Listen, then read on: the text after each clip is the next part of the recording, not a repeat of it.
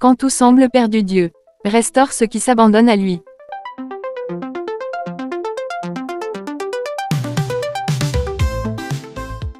Noémie, tu sais pourquoi je t'ai élevé après la mort de ta mère?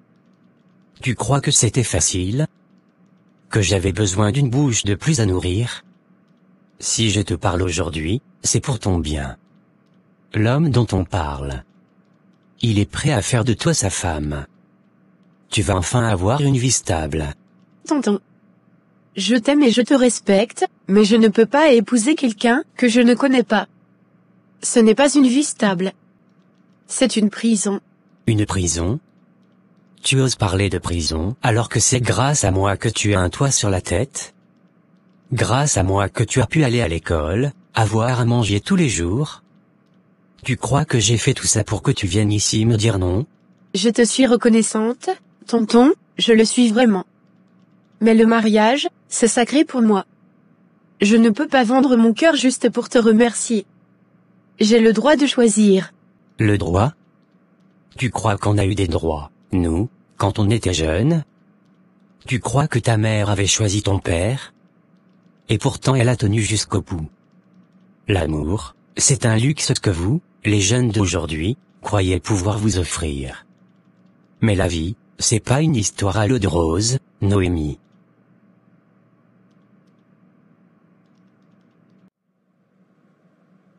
Tu sais, parfois je me demande ce qui se passe dans la tête de certaines filles. T'as beau leur tendre la main, elles préfèrent cracher dessus. Regarde Noémie. T'es encore sur cette histoire? Je croyais que tu avais tourné la page. Tourné la page? Samuel, tu rigoles? Cette fille, c'est une perle rare. Vierge, bien éduquée, sérieuse, et surtout fraîche. Une vraie chair fraîche. Et elle ose me refuser? Moi, Jonas? Après tout ce que j'ai fait, Jonas. Tu l'écoutes quand tu parles. Tu parles d'une femme comme d'un produit au marché. Tu sais qu'elle ne veut pas de toi, non? Et tu continues? Je continue parce qu'elle me doit bien ça. Qui payait ses cahiers l'année dernière? Qui a payé la consultation de sa mère malade? Moi. Et son oncle Clément, c'est mon ami. Tu crois que je vais laisser une petite fille de rien du tout me dire non? Ce serait une insulte à ma générosité. C'est pas de la générosité si tu l'utilises comme monnaie d'échange pour acheter une personne, Jonas. C'est du chantage émotionnel. Tu veux qu'elle t'épouse parce que tu penses qu'elle t'appartient? Et alors? Parce que vous avez souffert, je dois souffrir aussi. Parce que vous n'avez pas eu le choix, je devrais vivre une vie que je ne veux pas? Non. Je refuse, tonton. Ce n'est pas de l'ingratitude, c'est du courage. Du courage? Non, c'est de l'arrogance. Et tu sais quoi? J'en ai assez. Si tu ne veux pas faire ce que je te demande, tu n'as plus ta place sous mon toit. Pars. Sors de chez moi. Tu me chasses. Vraiment? Après tout ce que j'ai vécu ici. Tu me jettes à la rue. Parce que je refuse un mariage arrangé? Je te chasse parce que tu oublies qui je suis. Parce que tu crois que tu es libre alors que tu vis grâce à moi. Tu veux ton indépendance? Alors vas-y. Va vivre ta liberté dehors. Trouve-toi un autre toit. Mais ici, c'est terminé. Je ne te maudirai pas, tonton. Même dans cette injustice, je te bénis. Et je te remercie pour ce que tu as fait. Mais je ne sacrifierai pas mon avenir pour une dette. J'aurais préféré que tu me protèges. Au lieu de me vendre. Sors. Et que le monde t'enseigne ce que moi, tu refuses d'entendre. Un jour, tu comprendras que ce n'est pas la désobéissance, mais la vérité d'un cœur libre. Je l'ai préparé, Samuel. Dès ses 16 ans, j'ai commencé à investir. Des cadeaux, des conseils, des visites. Son oncle m'a toujours dit qu'elle était pour moi. C'était presque un accord tacite. Une affaire conclue.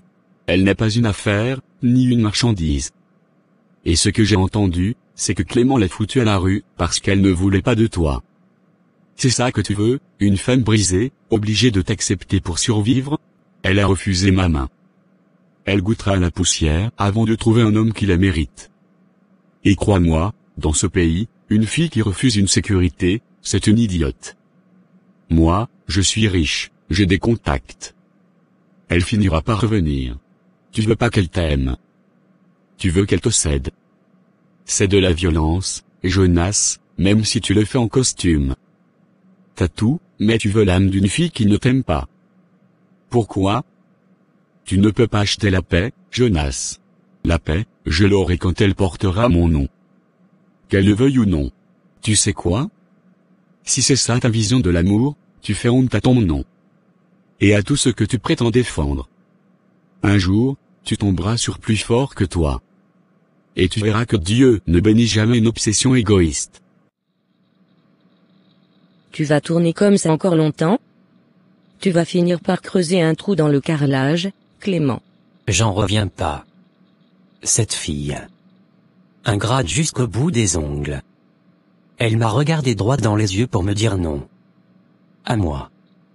Comme si j'étais un inconnu. Elle a refusé Jonas. C'est bien ça? Ce n'est pas un simple refus, Angine. C'est un affront. Tu sais ce que ce mariage représentait? Une sécurité. Une stabilité. Un homme qui a une bonne situation, qui la voulait. Alors qu'il aurait pu avoir n'importe qui d'autre. Tu parles comme si elle était une marchandise à échanger. C'est quand même ta nièce. Et alors? Justement parce qu'elle est de mon sang, je voulais lui éviter la galère. Je me suis décarcasse pour elle.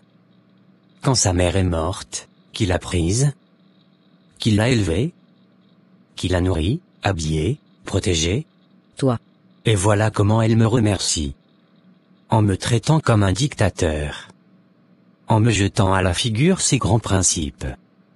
Je veux choisir par amour.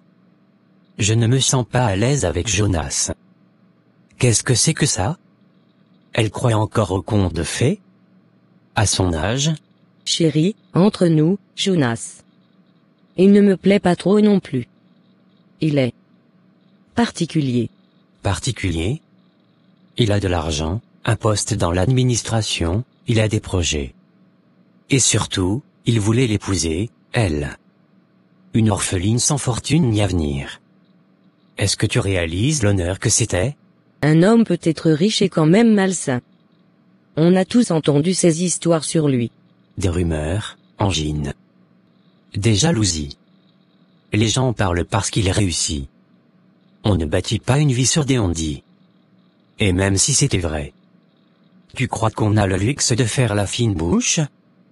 Toi et moi, on vieillit. Et elle reste là, à rêver d'un prince qui ne viendra jamais. Tu as raison sur une chose, on n'a pas une vie facile. Mais est-ce que ça justifie de la marier à un homme qu'elle n'aime pas? Tu aurais pu au moins lui parler plus calmement. Je l'ai prévenue pendant des mois. Je l'ai conseillé, supplié même. Et à la fin, elle m'a défié. J'ai pris ma décision. Je lui ai dit, puisque tu refuses ma main tendue, alors tu n'as plus de place ici. Tu l'as mise dehors? Comme ça? Où est-elle maintenant? Ce n'est plus mon problème. Peut-être que là, dans la rue, elle va réfléchir un peu à ce que j'ai essayé de lui éviter. Tu es allé trop loin, Clément. Elle n'a personne d'autre que nous. Elle comprendra.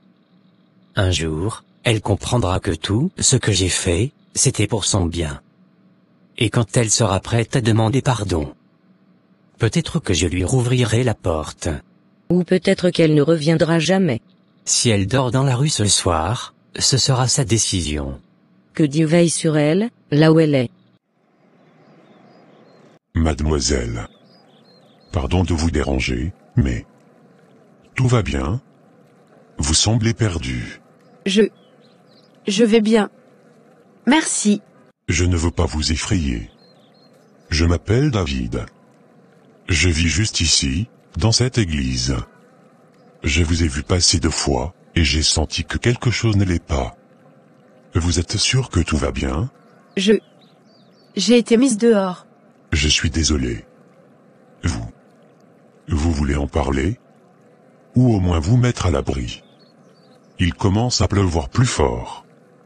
Je peux vous offrir un thé chaud, et un banc sec pour reposer vos pieds. Pas plus que ça, promis. D'accord. Juste un moment. Merci. Vous voulez me dire ce qui s'est passé? Si ça peut soulager votre cœur. C'est mon oncle. Il m'a élevé après la mort de ma mère. Aujourd'hui, il a voulu me forcer à épouser un homme. J'ai refusé. Et il m'a chassé. Il vous a mise dehors. Juste pour ça? Pour avoir refusé un mariage arrangé? Clément. Je ne vais pas tourner autour du pot.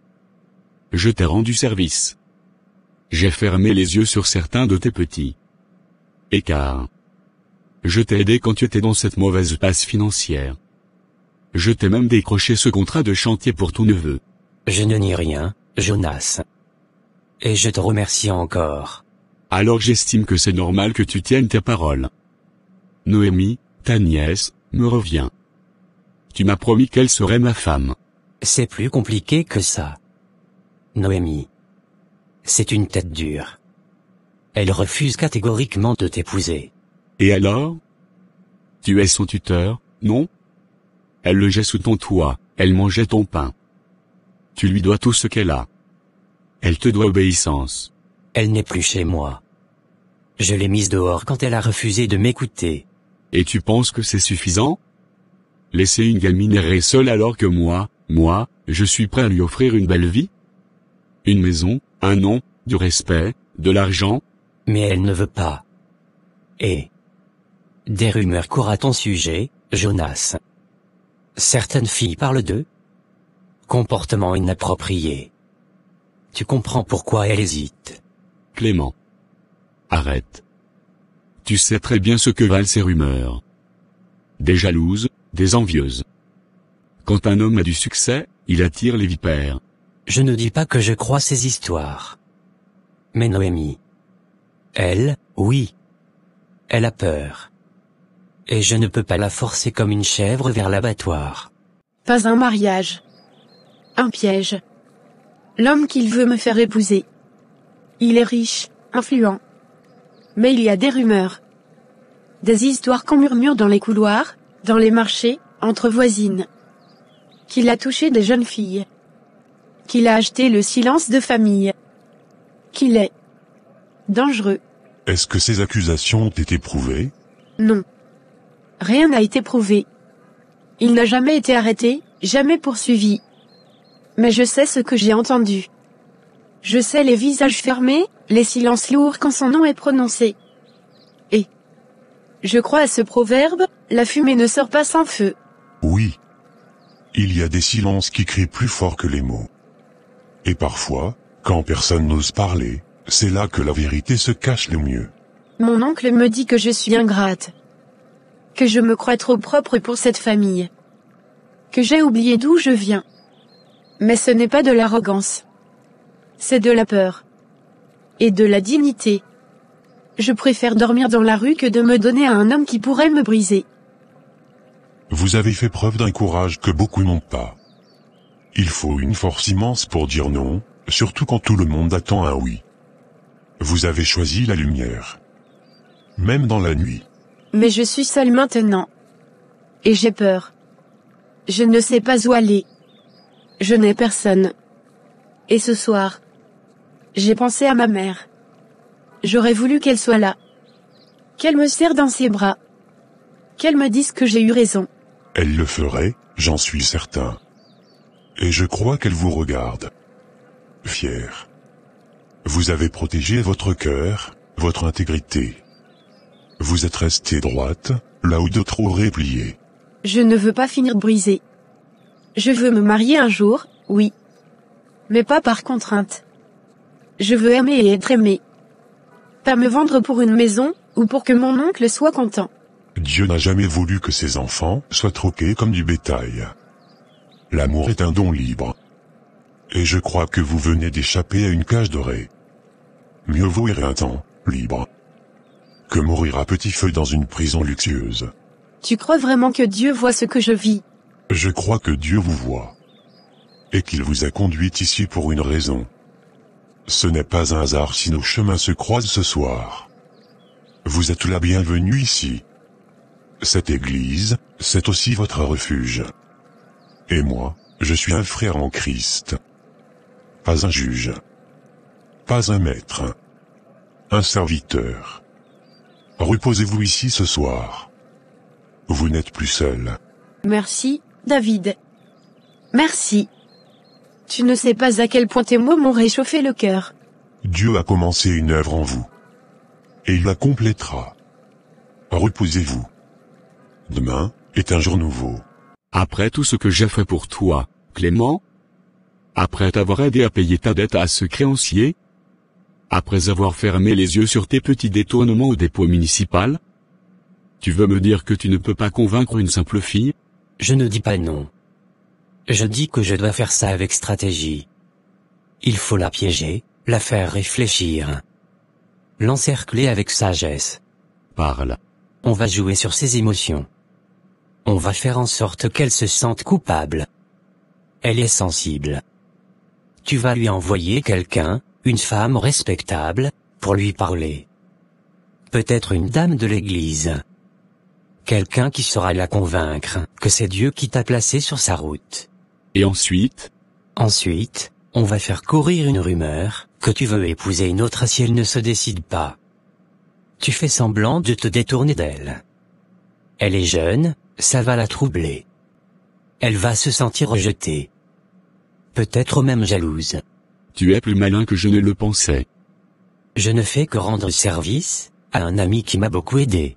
Fais-le vite. Je veux Noémie. Et je l'aurai. Elle est fraîche, docile, et encore pure. Ce genre de fille ne court pas les rues. Si tu fais ça bien, je m'occuperai de faire avancer ta promotion dans le conseil local. Je ferai de mon mieux. Pas de ton mieux, Clément. Fais ce qu'il faut. Point. Tiens. La grande Noémie. On m'a dit que tu vis ici maintenant? À l'église? Chez David? Bonjour Sarah.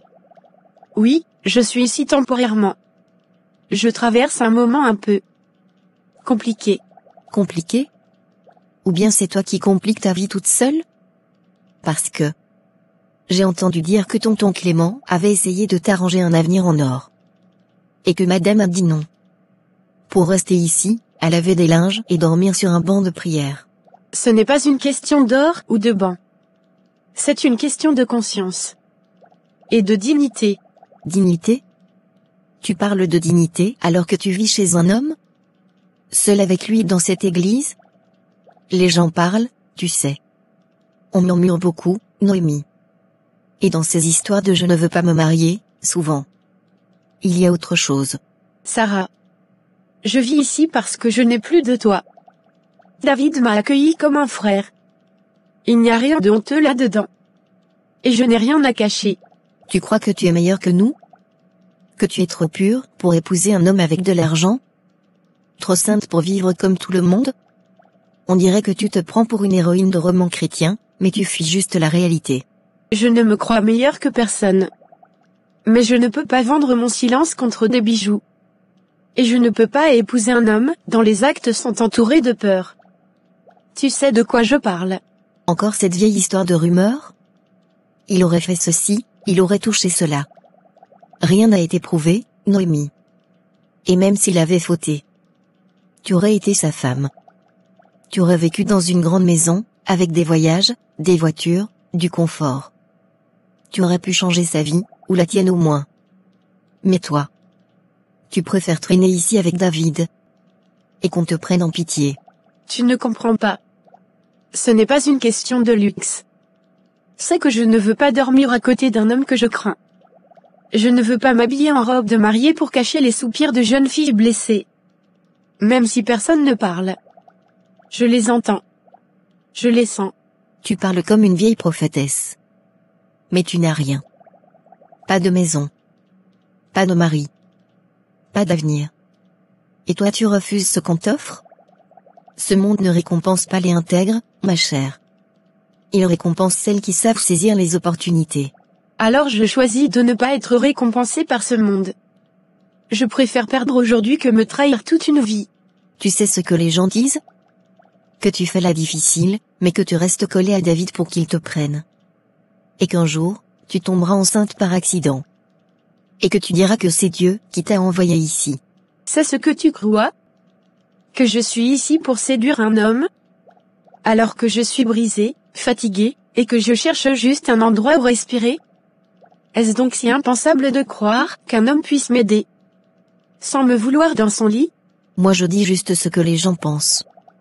Mais continue de laver ton linge, de dormir sur les bancs. Pendant que d'autres bâtissent leur vie. Bâtir une vie sur la peur et la compromission, c'est bâtir sur le sable. Moi, je veux construire sur le roc. Même si c'est plus lent, même si c'est plus dur. Je ne veux pas une vie belle en apparence et pourrie à l'intérieur. Je veux la paix. Et je sais que Dieu me conduira. Il ne m'a pas oublié. Dieu, hein? Tu crois qu'il descend pour sauver les filles entêtées? Bon courage, ma belle. Je crois qu'il regarde le cœur. Et que même quand tout le monde te tourne le dos, lui reste. Eh bien, reste ici. Avec ton linge et ta foi. Moi, je préfère avancer. Même avec un homme imparfait. Je préfère attendre. Même si c'est dans la solitude. Hé, David. David. C'est encore moi. J'ai froid, mon frère. Tu as un coin? Un bout de pain? Ou même juste une chaise pour reposer cette carcasse qui me trahit? Bonsoir Thomas. Tu es toujours le bienvenu ici. Viens t'asseoir, doucement. Laisse-moi t'aider. Tiens. Bois un peu d'eau, Thomas. Ça va te faire du bien. Merci. Je sais même pas pourquoi tu fais ça, David. Je vaux pas mieux qu'un chien errant. Tu vaux plus que tu ne crois. Un chien errant n'a pas de choix. Toi, tu as encore des décisions à prendre. Et je crois que tu n'as pas encore dit ton dernier mot. Mon dernier mot. Je l'ai dit il y a des années. Quand j'ai perdu tout. Ma femme. Mon boulot. Ma dignité. Il reste quoi? Hein? Juste moi, et l'alcool pour oublier. Il reste toi, oui. Et c'est déjà beaucoup. Tu respires encore, tu entends encore, ton cœur bat encore. Ça veut dire que Dieu n'a pas fini avec toi, Thomas. T'as pas vu ce que je suis devenu? Je dors dans des cartons, je parle au mur. Parfois je me réveille en me demandant si je suis déjà mort. Tu n'es pas mort. Tu souffres. Et Dieu voit ta souffrance. Il n'a jamais détourné le regard, même quand tout est perdu. Il t'attend. Comme un père attend son enfant. Mais je l'ai maudit. Combien de fois j'ai crié dans la nuit, pourquoi moi? Pourquoi moi? Et j'ai jamais de réponse. Peut-être que ce soir, c'est le début de ta réponse. Peut-être que Dieu a mis sur ta route un lieu, un banc, un peu d'eau. Et quelqu'un pour t'écouter. C'est pas une grande lumière dans le ciel, mais c'est un signe. Tu crois vraiment qu'un gars, comme moi, peut encore changer? Que je peux retrouver un semblant de vie normale? Pas seulement un semblant. Une vraie vie. Mais il faudra du courage, du pardon, et de la volonté. Et surtout, il faudra que tu arrêtes de croire que tu ne mérites rien. Parce que tu es un fils. Un fils de Dieu. Tu parles comme un prophète biblique, David. Non. Juste comme un homme qui a lui aussi été brisé, mais relevé par la grâce. Je n'ai rien de plus que toi. Juste. J'ai accepté de me laisser aimer, même quand je ne me croyais pas aimable. Tu crois que je pourrais dormir ici ce soir? Juste une nuit sans avoir peur. Sans le froid. Sans les insultes des passants. Bien sûr. Tu peux rester autant que tu veux. Ici, c'est la maison de Dieu. Et tout le monde y a sa place. Même les Thomas fatigués, même les cœurs brisés. Merci. Merci, David. Je sais pas ce que t'as vu en moi, mais, merci. J'ai vu ce que Dieu voit. Un homme qui n'est pas fini. Un homme qu'on aime. et un homme qui peut se relever. Franchement Nina. Je n'arrive toujours pas à y croire. Noémie est complètement... saute. Oui, saute. Tu te rends compte? Refuser un homme comme Jonas? Riche, influent. Prêt à l'épouser. Et tout ça à cause de quoi? Des rumeurs. Des rumeurs, Nina. Mais Sarah, ce ne sont peut-être pas juste des rumeurs. Il y a de la fumée, non? Et puis, si elle ne se sent pas en sécurité ou qu'elle n'a pas confiance, pourquoi devrait-elle forcer les choses? Mais tu m'écoutes ou pas? Même si elle ne veut pas de lui, elle aurait au moins pu faire semblant un temps. Rester sous son toit, profiter un peu, être stratégique. Mais non. Mademoiselle a une morale en béton.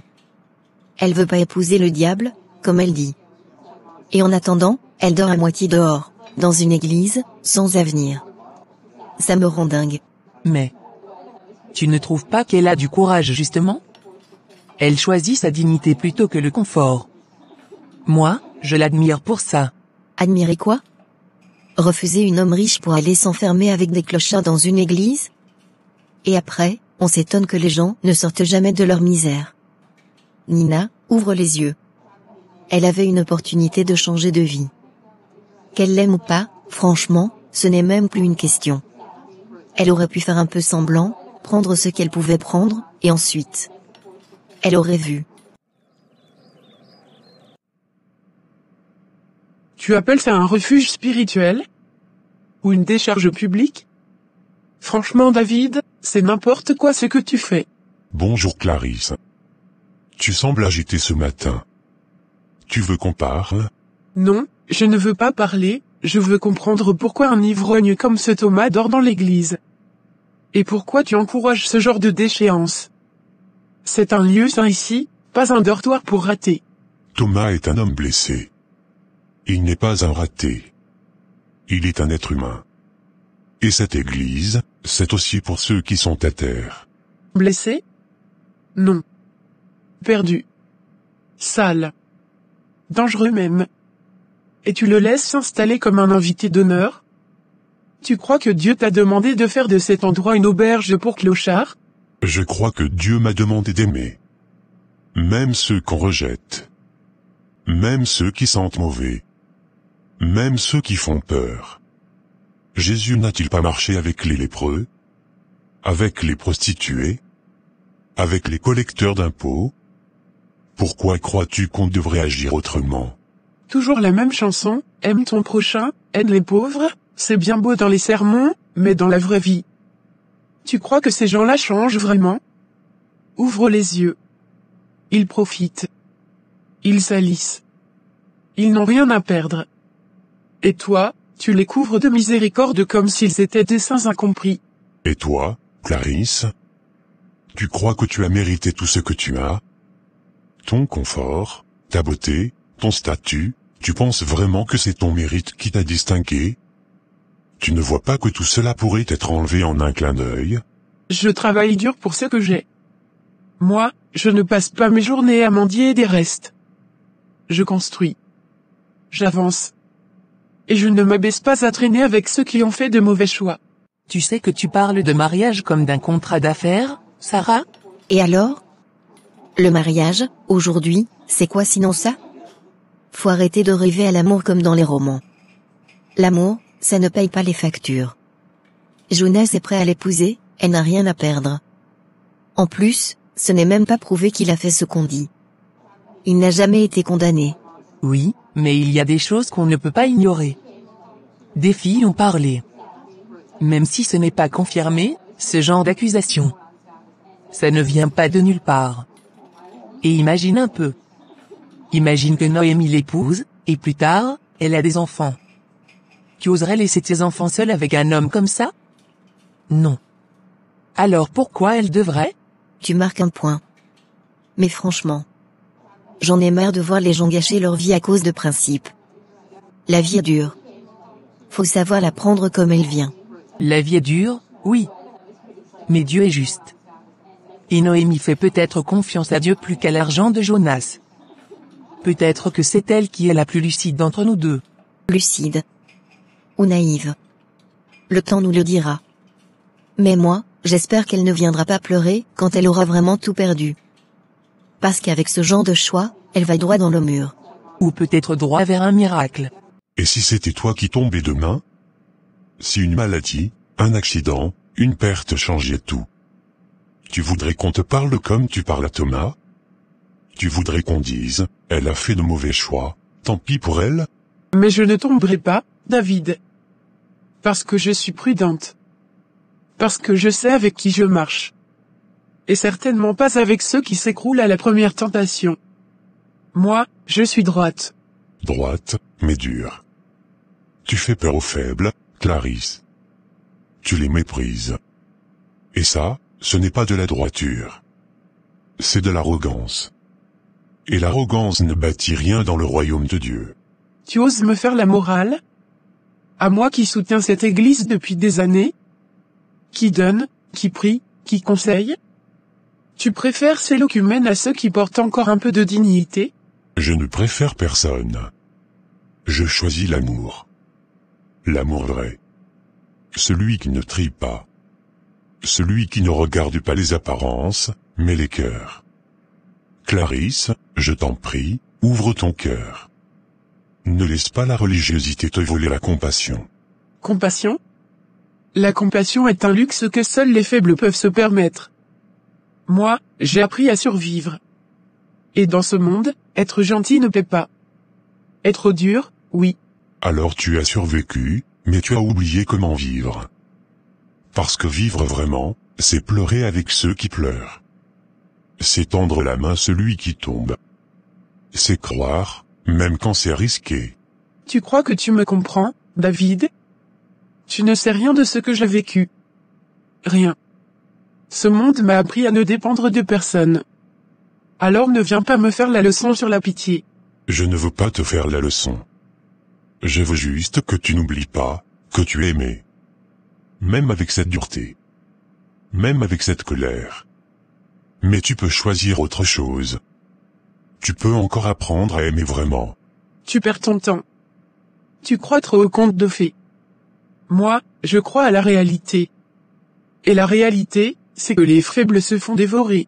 Mais les faibles que Dieu relève deviennent des géants. Même toi, Clarisse, tu pourrais être relevé, si tu laissais ton cœur s'ouvrir, ne serait-ce qu'un peu. Bonsoir. Tu veux t'asseoir? Tu sembles fatigué. Je sais pas où aller. J'ai marché longtemps. Je me suis caché. Je ne veux plus rentrer là-bas. Plus jamais. Tu es ici en sécurité. Viens, assieds-toi. Tu veux de l'eau? Un peu de pain peut-être? Je suis enceinte. Et il m'a frappé. Encore. Mon beau-père. Il m'a jeté contre le mur. Il disait que j'étais une honte. Maman n'a rien fait. Elle est restée là. Comme si je n'étais rien. Tu n'es pas une honte. Tu es une âme précieuse aux yeux de Dieu. Personne ne mérite de vivre ce que tu as vécu, encore moins une jeune fille comme toi. Frère David, je peux vous poser une question un peu personnelle? Je vous vois toujours aider les autres, avec tant de patience, même ceux que tout le monde évite. Pourquoi? Pourquoi vous vous investissez autant, même pour des cas comme Thomas? C'est une longue histoire. Tu as du temps? J'ai toute la nuit s'il faut. Très bien. Écoute. Il y a un peu plus de 10 ans, j'étais pas du tout celui que tu vois aujourd'hui. J'étais assistant chez une vieille dame très riche, Madame Fontaine. Elle me faisait confiance. J'avais les clés de sa maison, j'organisais ses papiers, ses rendez-vous, même ses médicaments. Un jour, elle a signalé un vol. Plusieurs bijoux très anciens avaient disparu. Elle a appelé la police. Et devine qui elle a tout de suite soupçonné? Moi. Mais vous n'aviez rien fait? Rien. Je n'avais rien fait. J'ai crié, je me suis défendu. Mais toutes les preuves pointaient vers moi. Il n'y avait pas de caméra. Juste ma présence régulière dans la maison. Et un bracelet à moi qu'ils ont retrouvé dans sa chambre. Je n'ai jamais su comment il est arrivé là. J'ai été arrêté. Jugé. Condamné à 2 ans de prison ferme pour vol aggravé. Mais c'est horrible. Et elle vous a laissé croupir là sans chercher plus loin? Oui. Pendant les premiers mois. J'ai hurlé à Dieu tous les soirs. Et puis, j'ai arrêté. J'étais en colère. Je lui disais, tu es censé être un Dieu juste. Alors pourquoi? J'ai cessé de prier. Je ne voulais plus rien entendre de lui. Mais un jour, un gars en prison m'a tendu un Nouveau Testament.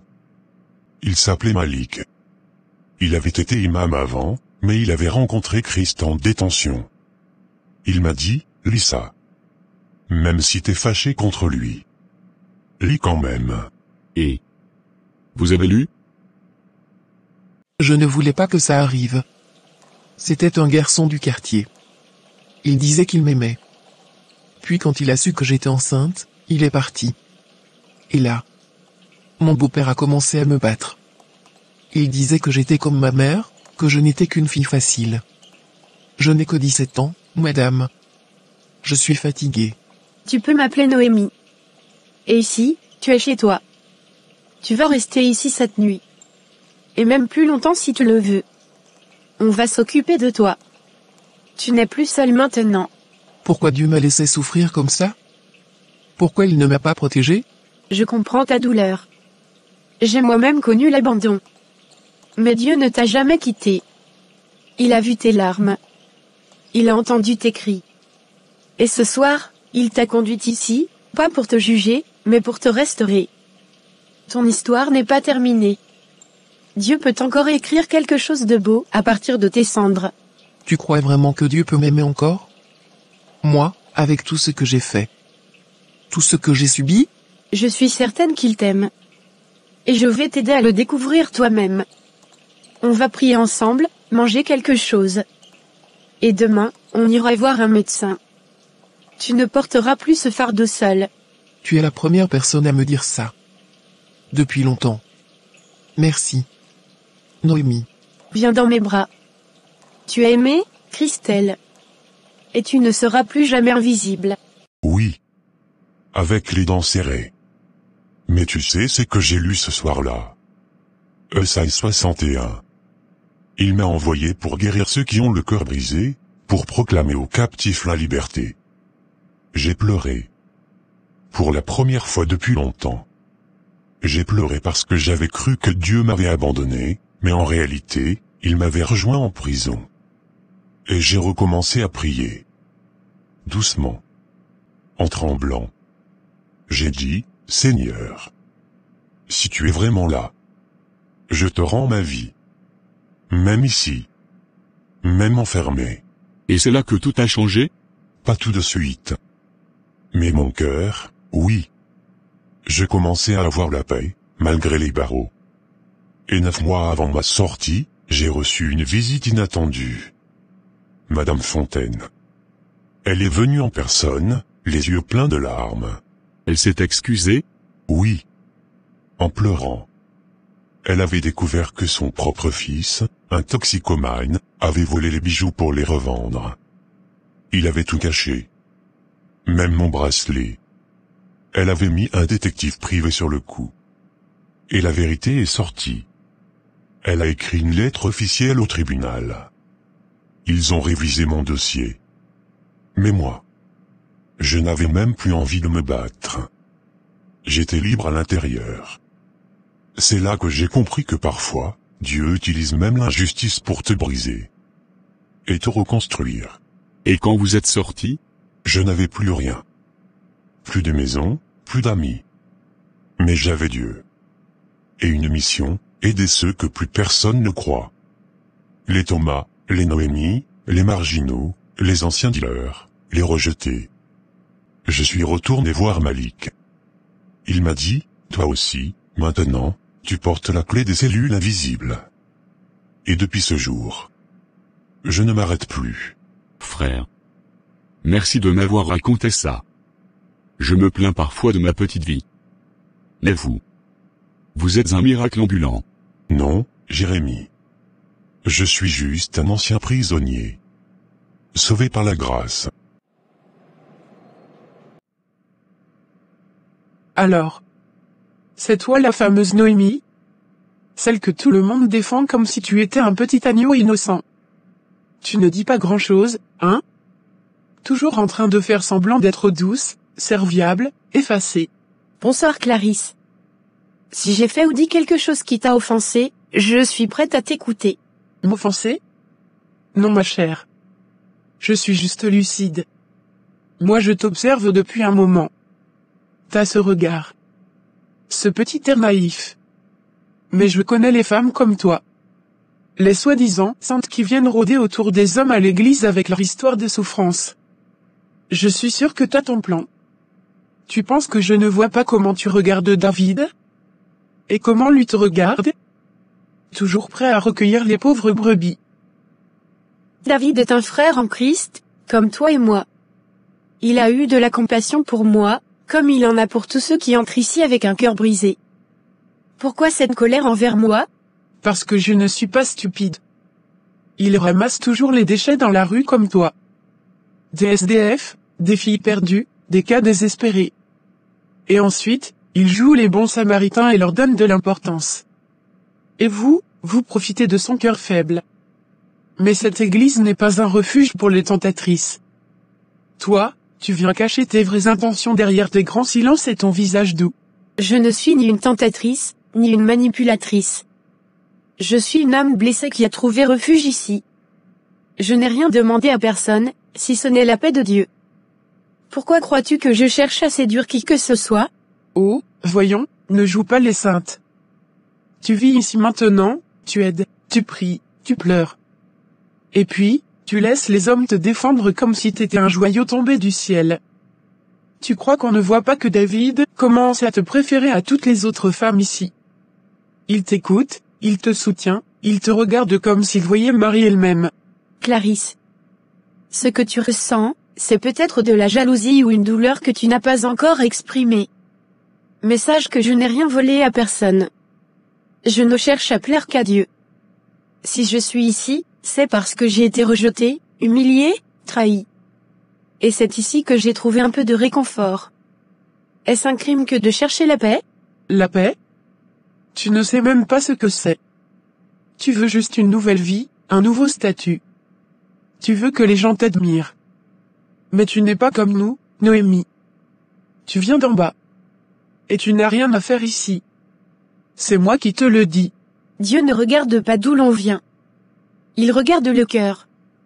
Je ne cherche pas à te voler ta place, ni l'amour de qui que ce soit. Je veux juste vivre, guérir, et peut-être un jour pardonner. Si ça dérange, je prierai plus discrètement. Mais je ne partirai pas. Car c'est ici que j'ai enfin compris que Dieu m'aime. Même si les gens comme toi refusent de me voir comme une sœur. Tu n'es pas ma sœur. Tu as une erreur. Et tôt ou tard, les gens ici verront ton vrai visage. Et si c'est le cas, que Dieu lui-même me juge. Pas toi.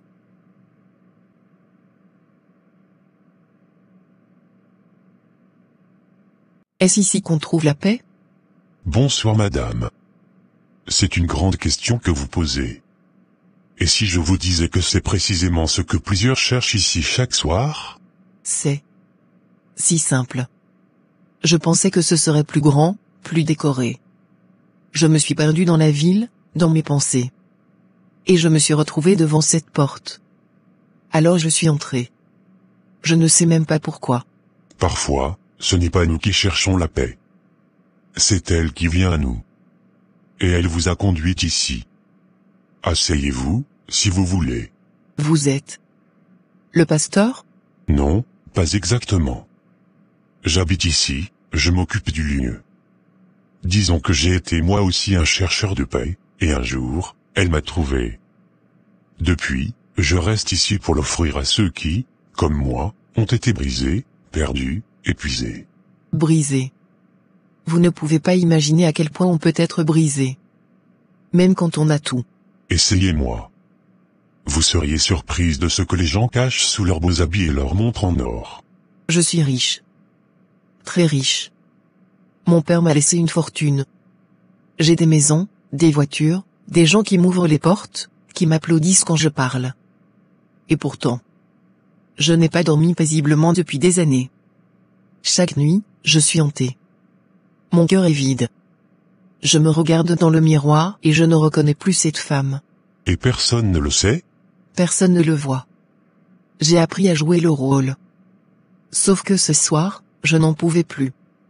J'ai quitté une réception où tout le monde riait. Je suis monté dans ma voiture, j'ai roulé sans but. Et j'ai fini ici. Il n'y a pas de hasard.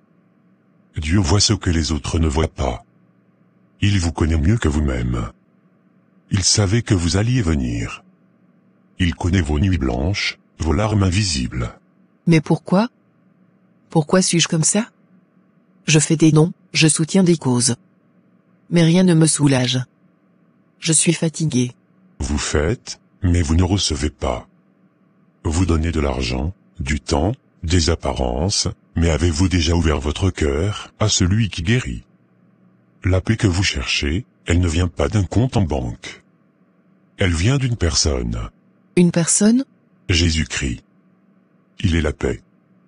Il est celui qui restaure, qui purifie, qui donne un sens là où il n'y en a plus. Moi aussi, j'étais brisé. Accusé à tort. Rejeté. Prisonnier. J'ai failli perdre la foi. Mais un jour, dans ma cellule, j'ai crié à Dieu, si tu existes, prouve-le-moi. Et il l'a fait. Ce n'était pas une voix dans le ciel. C'était une paix soudaine, étrange, inexplicable. Comme si quelqu'un me disait, je suis là. Tu n'es pas seul. Et cette paix? Est-ce qu'elle reste? Elle ne dépend pas de vos circonstances. Elle ne dépend pas de vos erreurs passées ni de votre fortune. Elle est comme une encre dans la tempête. Vous sentez le vent, mais vous ne dérivez plus. Je veux cette paix. Mais je ne sais pas comment l'obtenir. Parlez-lui. Comme vous me parlez. Dites-lui tout. Il ne vous rejettera pas. Même si je ne crois pas encore vraiment? La foi, c'est comme une porte entrebâillée. Il suffit d'un pas. Il fera le reste. Alors, est-ce que je peux rester un peu ici? Autant que vous voulez. Cette maison n'a pas de serrure pour ceux qui cherchent la paix. Quand tu traverseras les eaux, je serai avec toi, et les fleuves, ils ne te submergeront point. Quand tu marcheras dans le feu, tu ne seras pas brûlé, et la flamme ne t'embrasera pas. Esaïe 43, 2, Seigneur. Je ne comprends plus rien. Pourquoi faut-il toujours que ceux qui veulent marcher dans la vérité soient rejetés? Pourquoi faut-il que dire non à ce qui est mal me fasse perdre un toit? Je t'ai suivi, je t'ai obéi, et pourtant, me voilà seul. Plus de maison. Plus de famille. Rien. Je me sens abandonné. Même ici. Même parmi tes enfants, certains me jugent, me rejettent, comme si ma douleur n'était pas assez grande. Mais je m'accroche à ta parole. Tu dis que je ne serai pas submergé. Tu dis que la flamme ne m'embrasera pas. Alors je m'appuie sur toi, Père. Je crois que tu es encore là, même si je ne te vois pas. Je crois que tu es fidèle, même quand le silence me fait peur. Je crois que tu me relèveras, un jour, même si aujourd'hui je suis brisé. Pardonne-moi si parfois je doute. Pardonne-moi si mes larmes prennent la place de mes louanges. Je suis fatigué. Mais je suis encore là. Entre tes mains, je dépose mes douleurs. Entre tes bras, je veux encore espérer.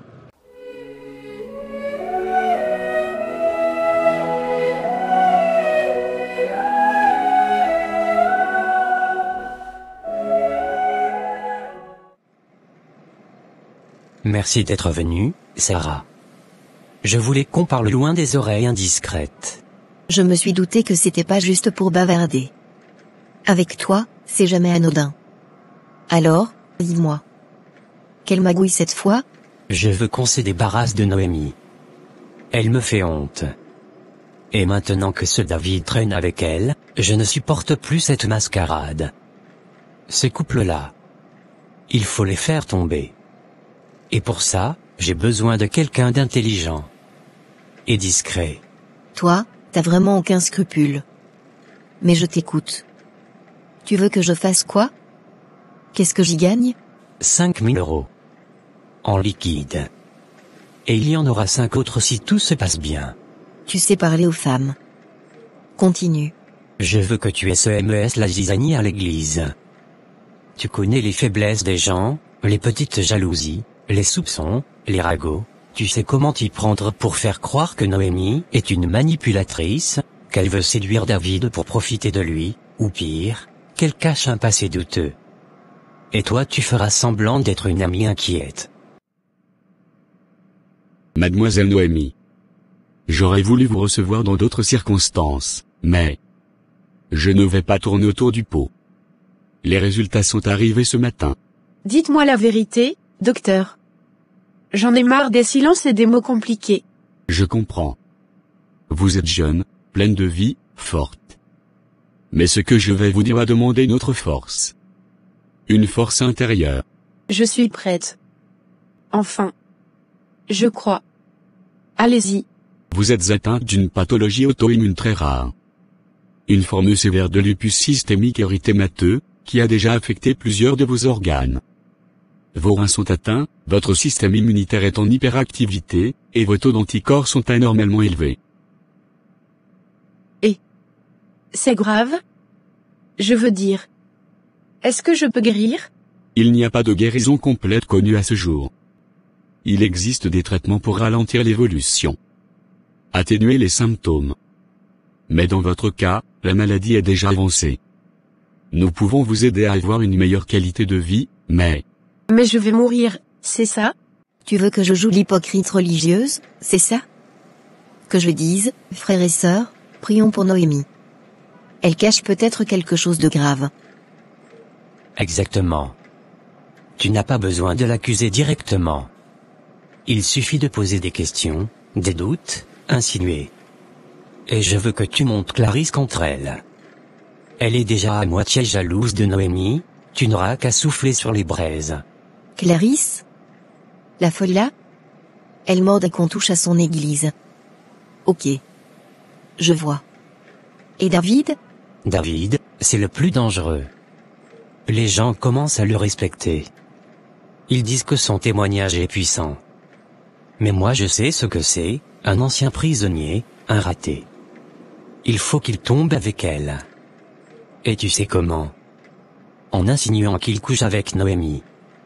Une petite rumeur sale, bien placée, et toute l'assemblée va s'enflammer. T'as pas froid aux yeux. Mais, j'avoue, cette Noémie me tape sur les nerfs. Elle se croit pure, spirituelle. Mais elle est stupide. Une vraie idiote. Elle refuse un homme riche, Jonas, juste parce qu'elle croit des rumeurs. Franchement. Elle mérite ce qui lui arrive. Et toi? Tu veux juste protéger ton image, hein? T'as peur qu'on sache que t'as mis ta nièce dehors comme une malpropre. Je n'ai aucun remords. Elle m'a défié. Et personne ne me défie impunément. Considère que c'est fait.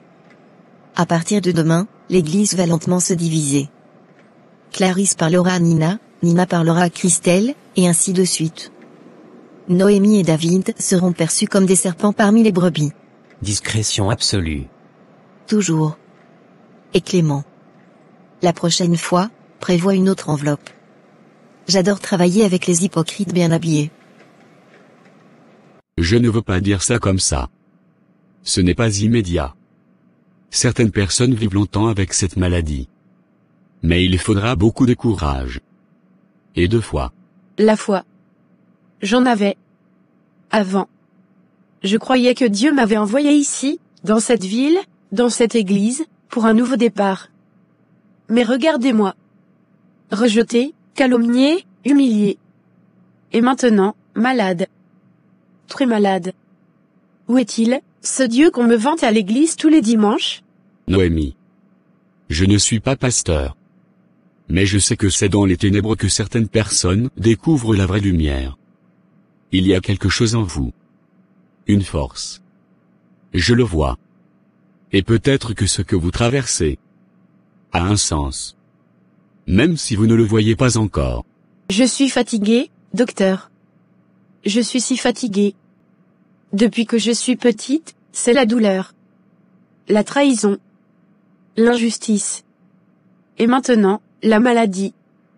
J'ai crié vers Dieu, jour et nuit. Mais j'ai l'impression qu'il est sourd. Je n'ai plus la force de prier. Alors laissez ceux qui vous aiment prier pour vous. Dieu n'a jamais demandé qu'on soit fort tout le temps. Il voit aussi quand on tombe. Et parfois, c'est dans notre chute qu'il nous attrape. Mais je suis seule. Je n'ai personne. Je suis sûr que ce n'est pas vrai.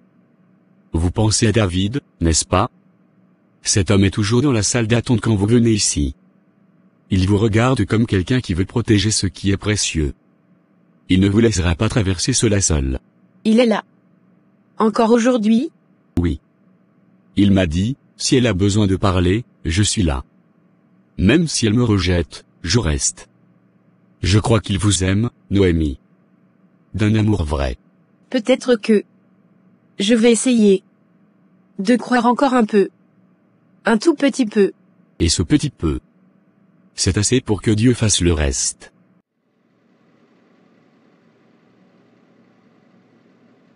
Entrez, ma sœur. Bonjour pasteur Jacques, excusez-moi de vous déranger, mais, je ressens un lourd fardeau sur mon cœur. Il fallait que je vienne vous parler. Que se passe-t-il, ma sœur? Le Seigneur voit ton cœur. Tu peux parler librement ici. C'est au sujet de David. David?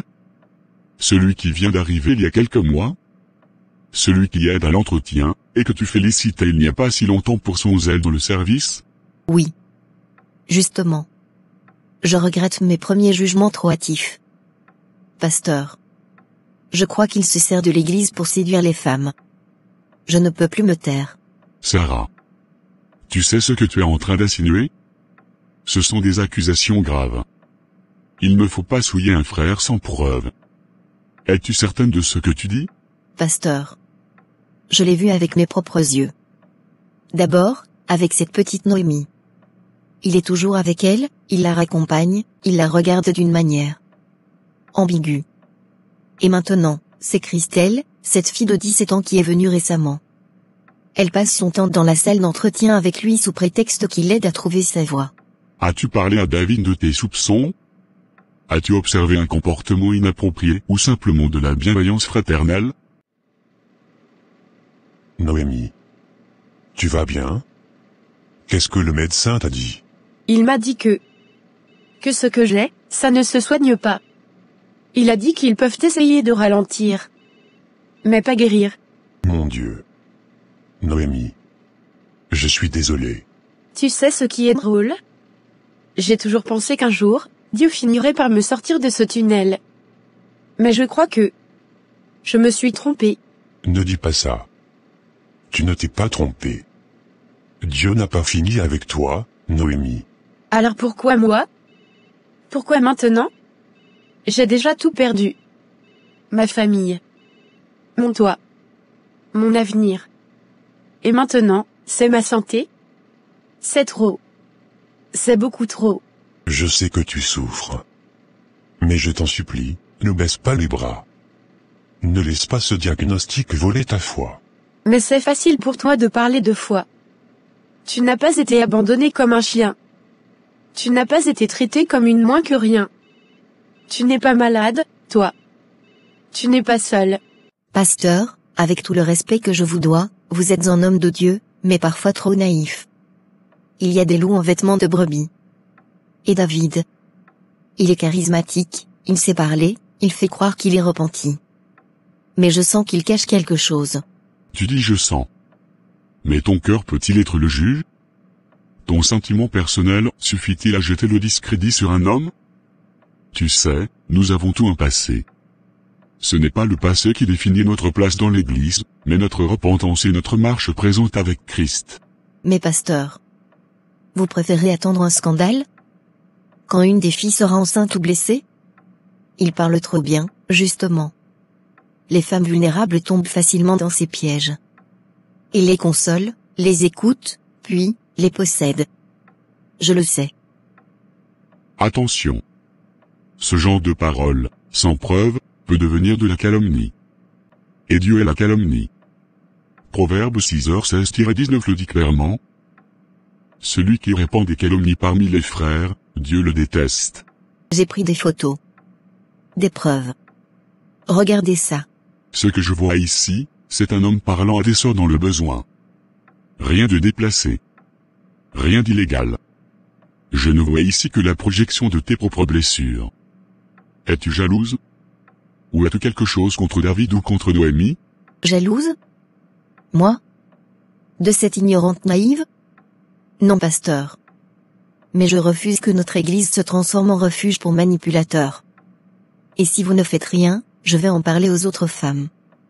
Elles doivent savoir. Écoute-moi bien. Je suis le berger de cette maison, pas toi. Et je ne permettrai à personne de semer la division dans le troupeau de Christ. Si tu continues dans cette voie, ce n'est pas David qui sera réprimandé. Ce sera toi. Très bien. Je vois que vous avez choisi votre camp.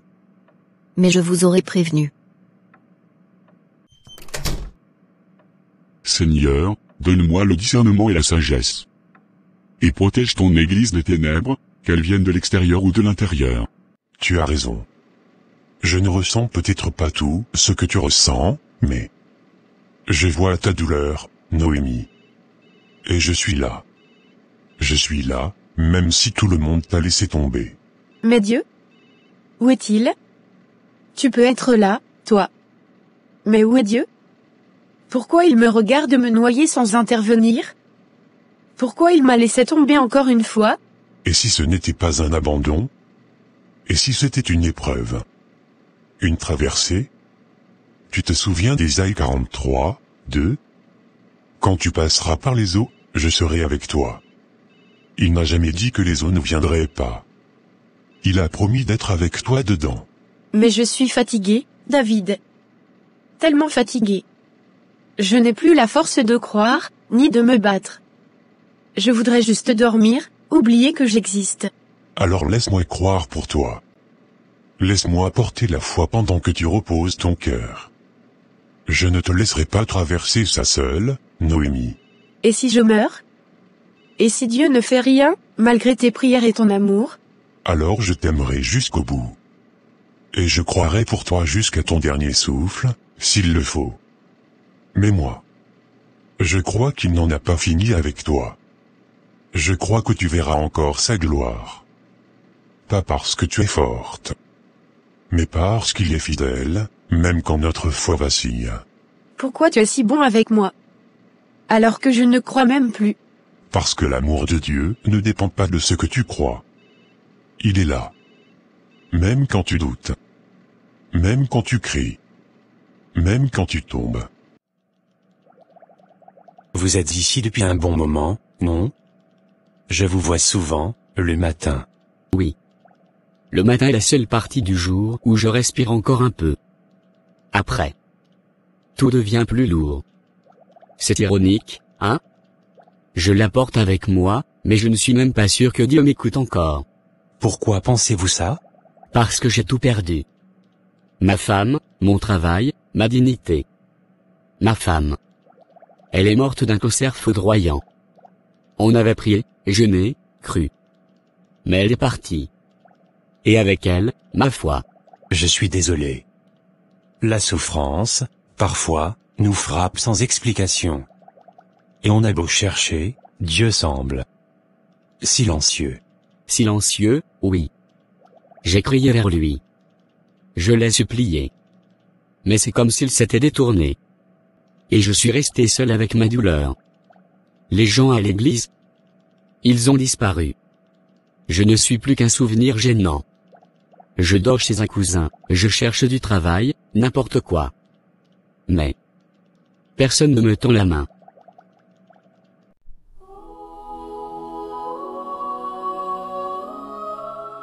Christelle. Je suis content que tu sois là. Quelque chose s'est passé, n'est-ce pas? Oui. Pasteur. J'ai failli mourir cette nuit. J'étais prête à me donner la mort. Trop de douleur, trop de silence, trop de rejet. Je me suis dit que personne ne remarquerait si je disparaissais. Tu sais. Parfois, l'ennemi veut nous convaincre que notre vie n'a aucune valeur. Il veut nous faire croire que la souffrance est la fin. Mais Dieu ne t'a jamais oublié. Mais j'étais au bord du gouffre, pasteur. Seul, sans espoir. Et là, j'ai entendu une voix. Douce. Ferme. Et je l'ai vu. Un homme en blanc. Il m'a tendu la main. Il n'a rien dit de plus. Mais je savais que ce n'était pas un rêve. Je l'ai senti dans mon âme. Ce que tu as vu, c'est Jésus. C'est l'Esprit du Seigneur venu te sauver. Tu as vécu une visitation divine, Christelle. Dieu a envoyé son ange, ou peut-être même son fils, pour te dire, tu n'es pas fini. Tu es précieuse. Je t'aime. Mais pourquoi moi? J'ai été souillée. Mon beau-père m'a battue. J'ai fui. Je suis enceinte. Personne ne veut de moi. Pourquoi Dieu m'aurait regardé? Parce qu'il ne regarde pas ton passé. Il regarde ton cœur. Et il voit une guerrière blessée, une rose piétinée, mais pas brisée. Tu es exactement celle qu'il veut relever pour montrer au monde sa grâce. Ton enfant, ce n'est pas une honte. C'est une vie. Et ta vie n'est pas finie. C'est le commencement d'un témoignage puissant. Je ne sais pas comment m'en sortir. J'ai peur. J'ai mal. Mais cette voix. Cette main. Je veux comprendre ce qu'elle voulait me dire. Elle te disait, reste. Reste en vie. Reste dans la maison du Père. Il va te restaurer. Il va guérir chaque cicatrice, intérieure comme extérieure. Et tu ne marcheras plus seul. L'Église est ta maison. Nous allons t'entourer, t'aimer, t'accompagner. Alors, il y a une seconde chance pour moi? Non seulement une seconde chance, mais une destinée. Tu ne seras plus jamais la même. Et ton histoire sauvera d'autres jeunes filles. Tu verras. Vous savez, Dieu ne nous doit pas d'explication. Mais il nous offre quelque chose de plus précieux que les réponses, sa présence dans la nuit, même quand on ne la sent pas. Il ne vous a pas oublié. Vous êtes peut-être au creux de la vague, mais vous n'êtes pas abandonné. Il est toujours là, même au plus bas. C'est ce que je disais aux autres, avant. J'étais diacre. J'ai prêché ça. Je l'ai dit à des dizaines de gens. Mais maintenant que c'est mon tour, j'ai plus les mots. Et je suis fatigué. Vraiment fatigué. Mon prénom, c'est Emmanuel. Et je travaille avec une association chrétienne qui aide des hommes à se relever. On n'offre pas de miracles, mais on marche avec les gens. On a besoin d'un homme fiable pour garder un petit dépôt de produits alimentaires, surveiller les livraisons, et aider dans les distributions. C'est pas grand-chose, mais c'est un travail honnête. Et on prie ensemble chaque matin. Vous me proposez du travail? Comme ça? Vous ne me connaissez même pas. Je ne vous connais pas, mais je connais le Dieu des secondes chances. Et il me parle à travers les silences. Je crois qu'il vous tend la main ce matin. Pas pour effacer ce que vous avez vécu, mais pour commencer autre chose. Vous croyez que je peux encore me relever? Que Dieu veut encore de moi? Je crois que si vous respirez encore, c'est que Dieu n'en a pas fini avec vous. Et moi, je crois que vous avez quelque chose à offrir. Même brisé. Surtout brisé. Je ne sais pas si je peux croire à nouveau. Mais, je vais essayer. Même un petit pas. Même une prière.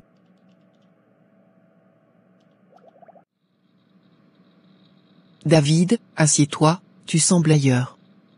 Tu as quelque chose sur le cœur, je le vois bien. C'est Noémie. Elle vient d'apprendre qu'elle est malade. C'est sérieux. Très sérieux même. Et je crois que elle est en train de perdre la foi. Oh. Seigneur. Que s'est-il passé? Raconte-moi.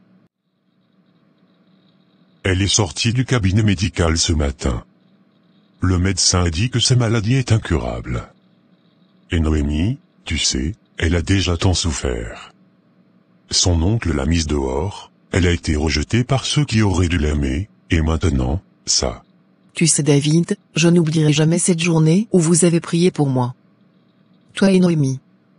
J'étais venu là, le cœur vide malgré mes millions, Je pensais que rien ne pouvait m'atteindre, jusqu'à ce que la solitude devienne ma prison dorée. Mais ce jour-là, vos paroles, votre simplicité, votre compassion, m'ont ramené à la paix en Christ. Et cette paix, aucun lingot ne l'aurait achetée. C'est Noémie qui a cette lumière, tu sais. Elle prie même quand elle saigne à l'intérieur. Mais là, elle est au bout. Je veux faire quelque chose pour elle. Je ne peux pas rester les bras croisés. Il y a une clinique expérimentale à Genève. Très discrète. Ils testent un traitement. Ce n'est pas encore accessible à tous, mais je connais un médecin là-bas. J'ai vu des miracles. Des patients condamnés aujourd'hui vivent encore. Je veux financer ces soins. Transport, logement, examen. Tout. Tu es sérieuse? Tu ferais ça pour elle? Même sans qu'elle ne le sache? Je ne le fais pas pour elle seulement. Je le fais pour Dieu. Parce que c'est lui qui m'a aimé la première, malgré tout. Et parce que Noémie mérite une seconde chance. Dieu a encore un plan pour sa vie. Je veux être une simple main sur ce chemin. Laisse-moi aider. Elle ne croira jamais que quelqu'un puisse faire ça sans rien attendre en retour. Alors ne lui dis pas que ça vient de moi. Dis-lui que Dieu l'a trouvé digne d'être touché par sa miséricorde. Qu'il envoie ses anges sous des visages humains. Rebecca. Je ne sais même pas comment te remercier. Alors ne me remercie pas. Prie seulement pour moi. Et reste auprès d'elle. Ne la laisse pas sombrer. Tu viens de faire plus que ce que 1000 prières auraient pu faire aujourd'hui. Merci. Pour elle. Pour Dieu. Pour la vie. Elle a de la chance de t'avoir. Et toi aussi, tu as de la chance. Vous deux. Vous êtes une promesse vivante que Dieu n'abandonne jamais. Tu sais Noémie. J'ai bien réfléchi avant de venir te parler. Ce que je vais te dire, c'est pas pour moi. C'est pour toi. Parce que malgré tout, je suis une femme, comme toi. Et je sais ce que c'est, la misère. Le rejet. Le froid. La faim. L'humiliation. Tu viens de me parler. Pour m'aider? C'est bizarre. Ton mari m'a mise dehors, Angine. Et toi, tu veux m'aider? Clément est un homme. Parfois, ils sont durs, impulsifs. Mais ce n'est pas lui le sujet. Je te parle en tant que femme. J'ai vu comment tu vis. Tu crois que c'est normal qu'une jeune fille, comme toi, passe sa vie à errer, à dormir dans un coin de l'église, à dépendre de la générosité des autres? Tu penses que c'est ça, ton destin? Je préfère vivre dans la pauvreté que de vendre mon âme. Je ne veux pas d'un homme qui m'achète comme une marchandise. Et jusqu'à quand vas-tu vivre avec tes principes, hein? Jusqu'à ce que tu meurs dans un lit d'hôpital parce que tu n'as pas de quoi te soigner? Jusqu'à ce que tu regardes d'autres femmes élever leurs enfants dignement, pendant que toi tu pleures en silence dans un coin? Tu crois que Jonas est le diable? Il est riche, influe, il peut te sortir de ta misère. Et contrairement à ce que tu crois, ce n'est pas un monstre. Il a aidé plein de gens ici. Jonas a une mauvaise réputation. Tu crois que je ne sais pas? Il manipule les gens. Il prend ce qu'il veut des femmes et les laisse derrière. Il ne m'aime pas. Il veut posséder. Pas aimer. L'amour? L'amour n'achète pas le pain. L'amour ne paie pas les médicaments. L'amour ne t'envoie pas à l'école. L'amour ne met pas de toit sur ta tête. Tu crois que moi j'ai épousé Clément parce que je l'aimais? J'ai épousé un homme qui pouvait me sortir de là où j'étais. Et regarde où je suis aujourd'hui, j'ai une maison, je mange chaque jour, mes enfants ne manquent de rien. Tu veux rester ici, dans cette église, à mendier la compassion des fidèles jusqu'à quand? Jusqu'à ce que quelqu'un d'autre décide encore de te mettre dehors? Vous pouvez garder l'anonymat tant que vous le souhaitez. Tout ce que vous direz ici restera confidentiel jusqu'à ce que vous soyez prêt. Vous m'avez dit au téléphone que vous avez des informations concernant Jonas, je vous écoute. J'ai hésité longtemps. Parce que Jonas, c'est pas un homme qu'on veut avoir contre soi. Mais après ce que j'ai vu, ce que j'ai compris, je peux plus dormir. Je veux que justice soit faite. Vous faites la bonne chose. Ce que vous direz ici peut sauver une jeune fille. Peut-être même plusieurs. Commencez au début. J'habite dans le même quartier que lui. Une zone qu'on évite le soir. Les enfants ne jouent plus dehors. Jonas. Il fait peur à tout le monde. Il s'est fait passer pour un homme de Dieu, un homme d'église. Mais moi je l'ai vu faire des choses. De quelles choses parlez-vous? Il y a 6 mois, j'ai vu Christelle sortir en courant de chez lui. Elle boitait, elle pleurait. Je lui ai demandé ce qui s'était passé, elle a juste secoué la tête. Mais ses vêtements étaient déchirés. Ce n'était pas normal. Vous avez vu ça de vos propres yeux? Oui. J'étais à ma fenêtre. Il faisait nuit, mais il y avait de la lumière sur la rue. Je l'ai reconnue. Elle venait souvent aider sa mère. Mais cette nuit-là, elle n'était pas la même. Brisée. Avez-vous parlé à quelqu'un d'autre à ce moment-là? Alors selon toi, je devrais vendre mon corps, mon âme, mes principes. Tout ça pour une vie plus confortable? Et le bonheur, Angine? Et la paix de l'esprit? Et Dieu dans tout ça? Tu crois qu'il veut que je fasse un pacte avec l'oppression pour m'en sortir? Dieu veut que tu sois sage. Jonas n'est pas parfait, mais il peut t'offrir ce que toi, tu ne peux pas obtenir toute seule. Tu ne vas pas attendre toute ta vie que David, ce pauvre rêveur sans avenir, vienne te sauver. Lui-même n'a rien. Rien. Il est aussi pauvre que toi. Et en plus, il fait peur à tout le monde ici avec ses visions et ses discours. David m'a respecté. Il n'a jamais essayé de m'acheter ou de me forcer à quoi que ce soit. Il m'a regardé comme une personne, pas comme un corps à posséder. Mais il ne t'a rien donné non plus. Pas de maison. Pas de sécurité. Rien. Il prie pour toi, oui. Mais après la prière, tu vas manger quoi, Noémie? Tu vas dormir où? Dans la prière? Je préfère dormir sur une natte avec ma dignité, que dans un lit doré avec la honte dans mon cœur. Tu veux que j'épouse Jonas? Mais qui va me laver après? Qui va laver mon âme quand je pleurerai la nuit, incapable de regarder mon reflet dans le miroir? Tu es jeune. Tu crois encore aux contes de fées. Mais la vraie vie, Noémie, c'est pas ça. Il y a des décisions difficiles à prendre. Tu ne vas pas pouvoir t'en sortir toute seule. La misère te tuera, doucement, lentement. Et tu finiras seule. Tu m'entends? Seule. Alors je mourrai avec ma dignité. Dieu ne m'a pas oublié, même si pour l'instant je ne le vois pas. Et je ne vendrai pas mon âme à Jonas. Dis-lui qu'il peut garder son argent. Et toi aussi. Je choisis d'attendre. Je choisis la foi. Tu es plus stupide que je le pensais. Tant pis pour toi. Mais quand tu seras à l'agonie, ne viens pas supplier Jonas. Il ne t'ouvrira plus la porte. Et ce jour-là, je supplierai Dieu. Pas les hommes. Non. J'ai eu peur. Jonas est proche de Clément. Et Clément a des amis dans tous les coins. Une fois, j'ai voulu parler au pasteur de l'église, mais Jonas m'a repéré à la porte. Il m'a regardé droit dans les yeux, je me suis senti glacé. Alors j'ai fait marche arrière. Et maintenant, pourquoi décidez-vous de témoigner? Parce que l'autre jour, j'ai entendu Christelle crier dans son sommeil, à l'église où elle était berger.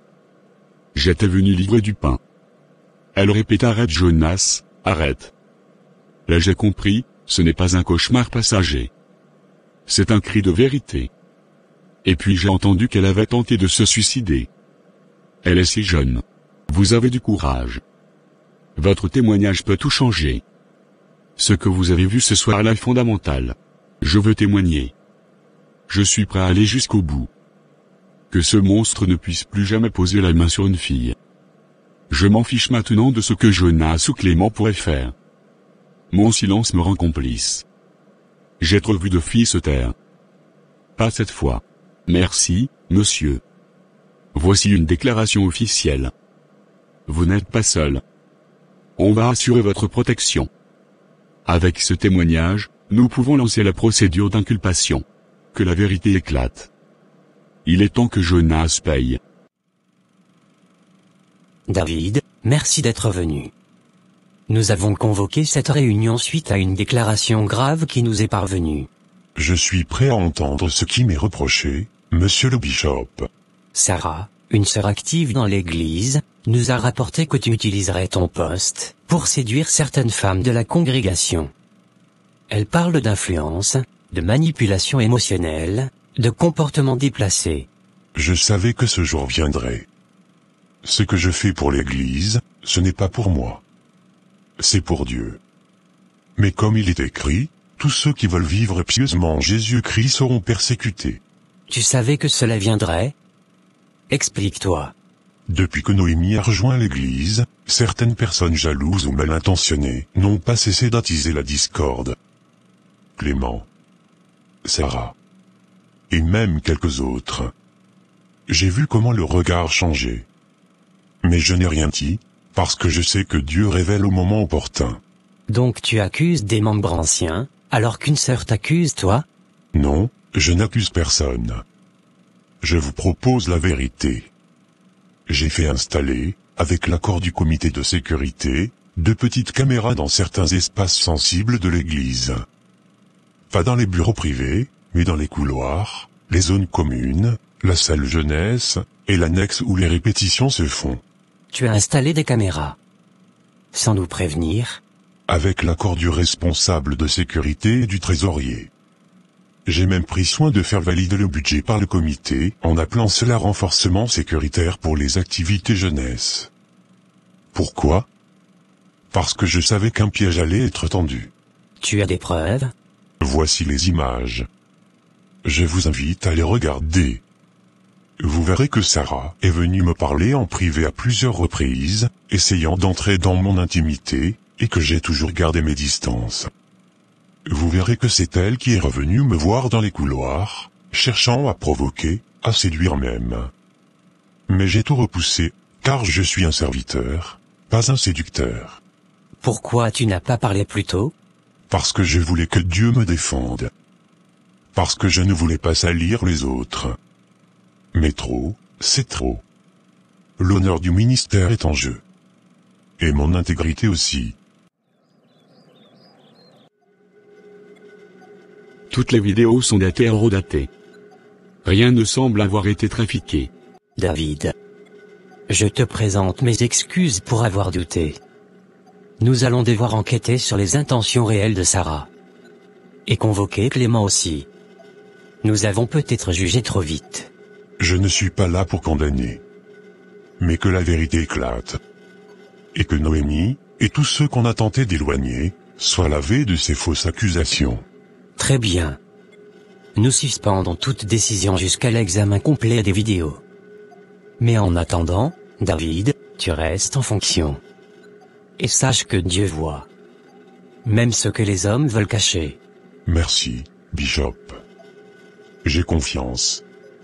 Dieu est juste. Mes frères et sœurs, j'ai quelque chose de grave à vous partager aujourd'hui. Nous avons pris le temps de vérifier certaines accusations qui avaient été portées contre notre frère David. Et après avoir consulté les images des caméras installées discrètement à l'église, nous avons découvert la vérité. Ces accusations n'étaient pas fondées. Pire encore, elles ont été inventées. Nous avons vu, entendu, et compris, que notre sœur Sarah a menti. Et que ces mensonges ont été achetés. Tu vois ce qu'on fait, c'est pas comme ça qu'on s'aime. Attendez. Sarah, tu as menti? Je ne suis peut-être pas la plus grande fan de Noémie, mais toi, tu as calomnié un homme de Dieu sans frémir? C'est pas ce que vous croyez. C'est Clément. C'est lui qui m'a donné l'idée. C'est lui qui m'a payé. Ah bon? Donc maintenant, l'argent justifie de salir une âme innocente? Tu aimes tant l'argent que ça? Tu étais prête à briser une vie juste pour quelques billets? J'ai des enfants à nourrir. J'ai des dettes. Et puis, Noémie n'a qu'à s'en aller, elle attire les regards. Même toi tu l'as dit. Que c'est une tentatrice. Pourquoi tu fais semblant maintenant? Oui, je l'ai dit, et je le regrette. Mais jamais je n'aurais imaginé qu'on irait jusqu'à comploter pour la détruire. Toi, Sarah, tu m'écœures. Tu es allé trop loin. Tu n'as pas juste menti. Tu as souillé l'autel avec tes intentions. Ce n'est pas à moi que tu as fait du mal, Sarah. C'est à Dieu. Tu as voulu jeter l'opprobre sur son église, mais tu sais ce qui m'a protégé? Ce n'est ni la caméra, ni les gens ici, c'est la justice de Dieu. Je suis désolé. Je voulais juste vivre mieux. Je n'ai rien contre vous. Mais Clément, il m'a promis que j'aurais 5000 € si je faisais croire que David était dangereux pour les femmes de l'église. J'ai pris l'argent. L'amour de l'argent est la racine de tous les maux. Sarah, tu es exclue du conseil des femmes pour une durée indéterminée. Tu ne pourras plus servir à la louange, ni à l'accueil, tant que tu ne te seras pas repenti sincèrement devant Dieu et l'Assemblée. Je te pardonne, Sarah. Je sais ce que c'est d'avoir faim et de vouloir survivre. Mais ce n'était pas la voie. Tu aurais pu venir à moi, je t'aurais aidé. Pas avec 5000 €. Mais avec de l'amour. De l'écoute. Et surtout, de la vérité. Je suis désolée. Je suis tellement désolée. Ce jour-là, même le diable a rougi. Bonsoir. C'est une onde de choc qui traverse aujourd'hui la communauté évangélique et bien au-delà. Jonas Monsieur, figure influente du milieu religieux local, a été arrêté ce matin par les forces de l'ordre. Il est accusé d'agression sur mineurs, mais également de fraude à grande échelle. Selon les autorités, les enquêtes ont débuté il y a plusieurs semaines, à la suite de signalements inquiétants et de témoignages anonymes. Ce matin, un témoin clé a finalement accepté de coopérer, confirmant les accusations portées contre Jonas. L'enquête se poursuit. D'autres témoins pourraient être entendus dans les prochains jours. Jonas Monsieur restera en garde à vue au moins 48 heures supplémentaires, le temps que les policiers analysent toutes les preuves recueillies. L'affaire ne fait que commencer. J'arrive pas à y croire, Angine. J'ai mis cette fille à la porte. Pour ce monstre. C'est moi qui l'ai recommandé à tout le monde. Moi. Et c'est toi qui as poussé Noémie à l'épouser. Je sais. J'ai honte, Clément. J'ai vraiment honte. Tu sais ce qui me fait le plus mal? C'est que Noémie. Elle nous avait prévenus. Elle avait ce discernement, cette lumière que nous, on n'a pas voulu voir. On l'a traitée comme une moins que rien. On lui a fait croire que son seul salut venait d'un mariage avec Jonas. Mais regarde. Ce type est une ordure. Un criminel. On l'a mise dehors, Angine, comme une pestiférée. Alors qu'elle essayait juste de suivre la voie de Dieu. Et moi? Je lui ai dit que si elle ne l'épousait pas, elle resterait dans la misère toute sa vie. Tu te rends compte de la cruauté de mes mots? Je l'ai humiliée. J'ai joué les saintes, les femmes de foi. Alors que c'est elle qui était fidèle. Ce que je comprends pas, c'est comment j'ai pu me laisser avoir à ce point. Jonas était toujours bien habillé, toujours avec les bons mots. Mais, il y avait quelque chose dans ses yeux. Une dureté. Une fausseté. Tu sais pourquoi on l'a cru? Parce qu'on voulait croire que c'était notre opportunité. On a vu en lui un homme stable, bien. Et on a projeté notre désir de sortir Noémie de sa pauvreté, de son passé. On s'est cru en mission. Mais on n'a pas écouté Dieu. On a écouté notre orgueil. Et aujourd'hui, Jonas est en prison, et Noémie est malade. Tu sais ce que ça veut dire?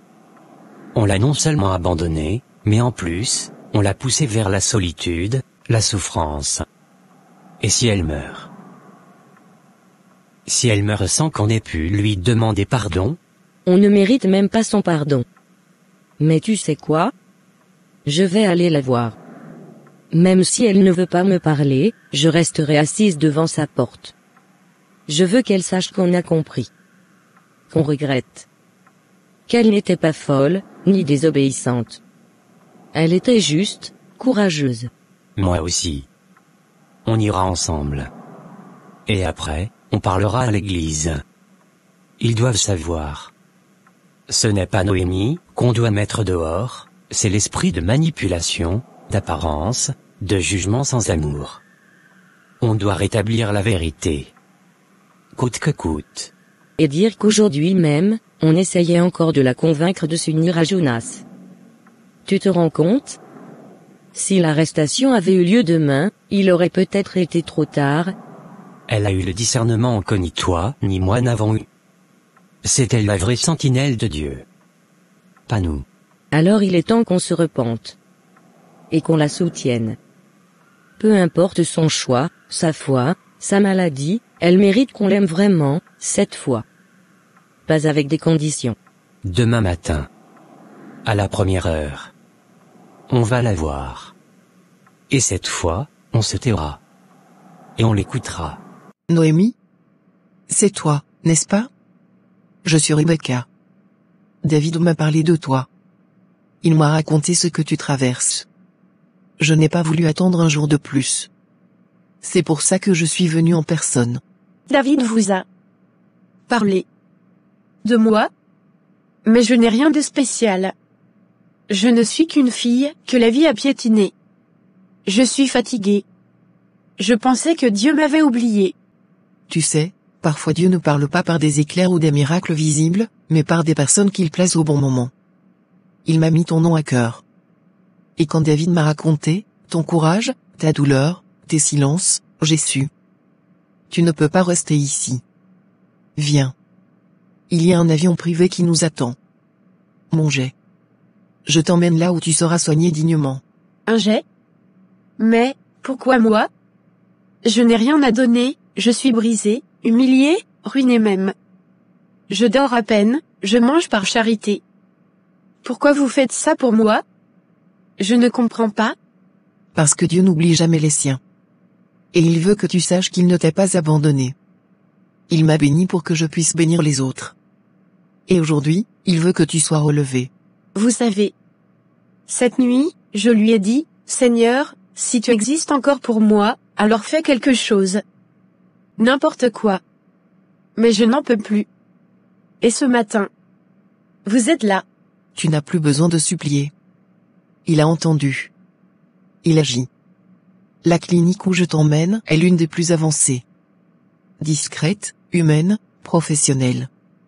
Tu y seras prise en charge physiquement, mais aussi émotionnellement. Je te promets qu'on ne laissera rien au hasard. J'ai eu honte de vivre, je ne reconnaissais plus mon reflet, mais là, j'ai de l'espoir. C'est comme si une petite lumière s'était rallumée. Je pensais que Dieu m'avait oublié, mais aujourd'hui, j'ai l'impression qu'il me regarde de nouveau. Non, ma belle. Dieu ne t'a jamais quitté. C'est juste que la nuit était longue. Mais le jour se lève maintenant.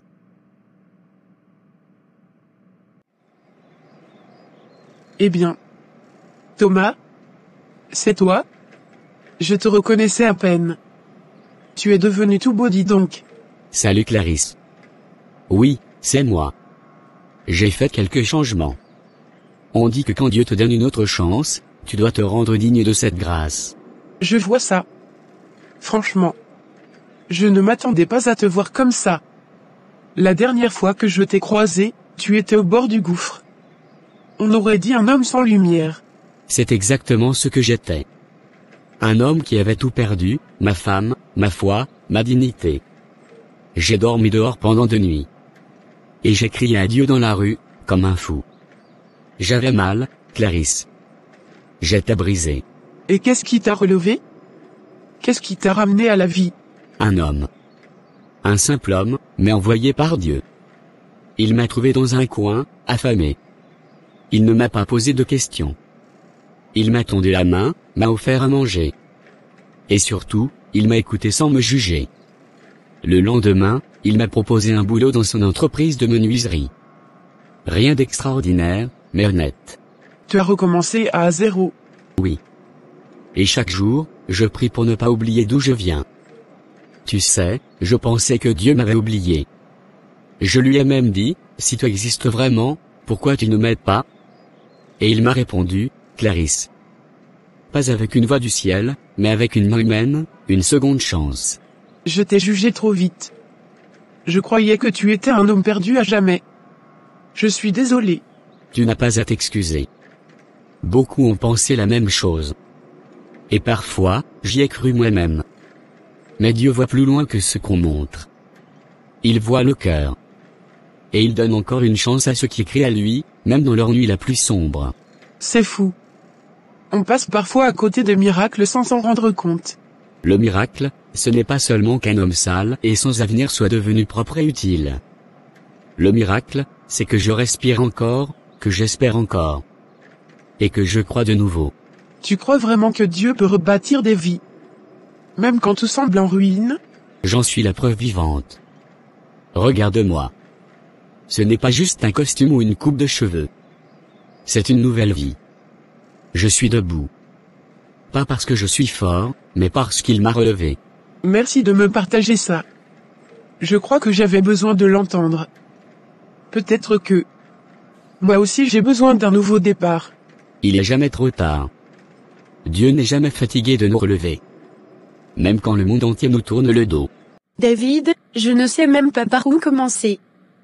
Je n'ai pas les mots pour te dire à quel point je te suis reconnaissante. Je pensais que Dieu m'avait abandonné. J'étais prête à partir d'ici, prête à tout lâcher. Mais tu as cru en moi, même quand moi je n'y croyais plus. Tu sais, Noémie, il y a quelque chose que j'ai compris en te regardant traverser tout ça. Même quand tu pensais que Dieu t'avait oublié, il préparait déjà une réponse. Il t'a porté tout au long de cette épreuve, et moi, je ne suis qu'un petit instrument entre ses mains. Mais tu as été plus qu'un instrument. Tu as été mon ange sur terre. Tu m'as redonné foi, tu as parlé de moi à Rebecca, tu m'as tendu la main quand personne ne le faisait. Et tu m'as appris à aimer de manière sincère, profonde. Noémie, je t'ai regardé pleurer, tomber, puis te relever. Tu es l'une des femmes les plus fortes que j'ai jamais rencontrées. Ce que je ressens pour toi n'est pas juste de la compassion. C'est de l'amour. De l'amour pur, que le temps et les épreuves ont affermi. David. Noémie. Je ne sais pas ce que nous réserve l'avenir. Je sais que tu pars pour une clinique, que la route peut être longue. Mais je veux être à tes côtés, à chaque étape. Dans la joie comme dans les moments de doute. Accepterais-tu de te fiancer avec moi? Tu es sérieux, David? Après tout ce que j'ai traversé. Je suis malade. Je ne suis pas entière. Tu es entière à mes yeux. Ta foi renaît, ton cœur est pur, et moi. Je ne veux pas attendre un jour de plus sans que tu saches que tu es aimé. Profondément. Complètement. Oui, David. Oui. Je veux me fiancer avec toi. Tu es un cadeau de Dieu. Merci. Merci pour tout. Yes. Oh. Waouh. Alors partons ensemble, pour que tu retrouves ta santé, et qu'on construise une vie bénie, main dans la main. Amen.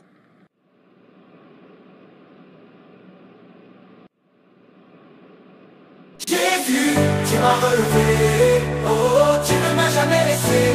Jésus, tu m'as relevé, oh, oh, oh, oh. J'étais perdu dans la nuit, sans voix, sans vie. Ils m'ont sali, trahi, brisé dans mon abri, mais dans mon cri, tu as tendu la main, et dans mes ténèbres, tu m'as dit tu es la mienne. Jésus, tu m'as relevé, quand j'étais seul et rejeté. Tu as touché mon cœur meurtri, tu as guéri ce qui était détruit. Jésus, tu m'as relevé, tu m'as redonné ma dignité. Je vivrai pour déclarer, c'est toi qui m'as aimé. Ils ont dit que je ne valais rien, mais toi, tu m'as appelé par mon nom. Tu as couvert ma honte de ton pardon, et dans tes bras j'ai trouvé le matin. Jésus, tu m'as relevé, et mon lit semble éternité. Après tout ce que j'ai vécu, après avoir pleuré, crié, supplié, je peux aujourd'hui me tenir ici et dire, Dieu ne m'a jamais abandonné. Il a juste pris le temps de tout reconstruire à sa manière. Quand Rebecca est entrée dans ma vie, j'étais brisée, malade, fatiguée, j'avais perdu espoir. Mais elle n'a pas vu ma faiblesse. Elle a vu ma foi. Elle m'a dit que David lui avait parlé de mon cas, qu'il y avait une clinique aux États-Unis bien avancée, avec des soins que je ne pouvais même pas imaginer.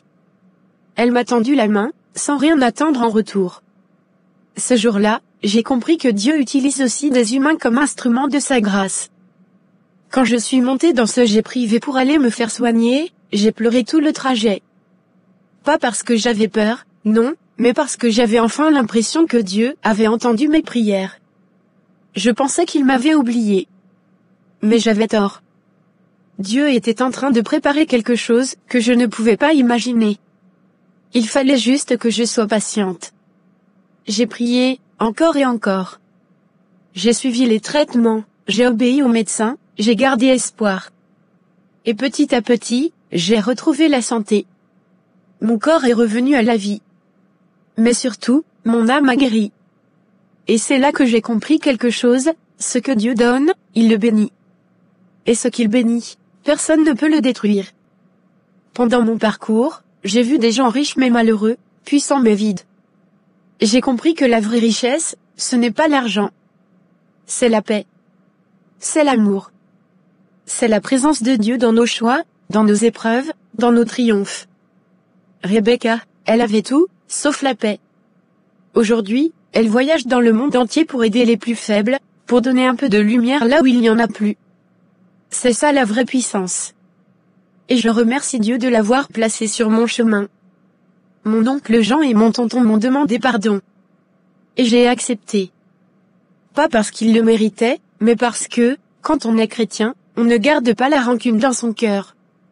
Le pardon libère, et j'ai choisi la liberté. Puis, il y a eu David. Il n'a jamais reculé. Il est resté. Il m'a encouragé, il m'a soutenu. Il m'a demandé en fiançailles. Et j'ai dit oui. Pas parce que j'avais besoin de lui, mais parce que Dieu me montrait que c'était un homme qui connaissait ma valeur, qui craignait Dieu, qui voulait construire avec foi et respect. Aujourd'hui, nous vivons ensemble ici, aux États-Unis. On a un travail qu'on aime, une maison que Dieu nous a permis d'avoir, et un amour qui a été éprouvé par le feu. On n'a peut-être pas les millions de Jonas, mais on a quelque chose qu'il n'a jamais eu, la paix, la stabilité, et surtout, la bénédiction divine. Jonas, lui, est en prison aujourd'hui. Il a blessé des innocents, il a fait du mal, et la justice a parlé. Ce n'est pas à moi de le juger, mais je crois que Dieu lui-même traite avec ceux qui refusent de se repentir. Mais moi qui ai été rejeté, abandonné, oublié, je suis là. Et je suis la preuve vivante que ce que l'homme rejette, Dieu peut élever. Comme le dit la Bible, la pierre qu'ont rejetée ceux qui bâtissaient est devenue la principale de l'angle. Psaume 118, 22. Alors à vous tous qui souffrez, qui pleurez, qui doutez, n'abandonnez pas. Ne laissez pas la douleur vous faire des choix que vous regretterez. Attendez Dieu. Faites-lui confiance. Ce qu'il prépare pour vous, c'est plus grand que ce que vous pouvez rêver. Je suis Noémie, je suis debout, et je suis bénie. Prière de délivrance globale dans le nom de Jésus-Christ. Seigneur Dieu Tout-Puissant, je viens devant ton trône de grâce en ce jour, avec foi, humilité, et un cœur qui soupire après ta puissance libératrice. Je reconnais que toi seul as le pouvoir de sauver, de guérir, de restaurer, et de délivrer. Tu es l'Éternel des armées, le Dieu qui combat pour ses enfants. Tu es le Dieu de feu, le Dieu qui consume tout ce qui ne vient pas de toi. Je viens, non par mes œuvres, mais par le sang de l'agneau versé à la croix. Dans le nom de Jésus-Christ, je déclare que toute puissance visible ou invisible qui combat contre ma vie, ma santé, ma destinée, mes relations, mes projets, mes finances ou ma paix intérieure soit brisée maintenant. Je m'adresse à tout esprit impur, tout esprit de maladie, de rejet, de confusion, de peur, de honte, de limitation, de pauvreté, de stérilité, de manipulation, de jalousie, d'envie, d'occultisme, de sorcellerie, de trahison, d'impudicité, d'adultère, d'idolâtrie, et de contrôle. Je vous ordonne de quitter ma vie immédiatement au nom puissant de Jésus-Christ. Je renonce à toute alliance consciente ou inconsciente faite par moi, mes parents, mes ancêtres, ou quiconque en mon nom, avec des puissances des ténèbres. Je renonce à tout pacte fait dans les rêves, dans les rituels, dans la parole, ou dans les pensées. Je brise tout lien démoniaque familial, générationnel, émotionnel ou spirituel. Je détruis toute malédiction, tout sortilège, toute parole négative prononcée contre moi, contre ma maison, contre mes enfants, contre mon mariage, contre mes finances, contre ma destinée. Je rends nul et sans effet tous les actes sataniques qui ont été écrits, chantés, ou déposés dans le monde spirituel contre ma vie, au nom de Jésus. Seigneur Jésus, viens restaurer mon âme. Viens panser mes blessures. Viens me laver de toute impureté. Je couvre ma maison, mon corps, mes pensées, mes projets, mes enfants et mon futur sous ton sang précieux. Que tout ce qui avait été retardé dans ma vie soit maintenant accéléré selon ton plan parfait. Que toute porte fermée par l'ennemi s'ouvre maintenant au nom de Jésus. Je réclame la restauration complète, santé, joie, paix, discernement, protection, stabilité, bénédiction et onction fraîche. Père, je proclame que je suis libre.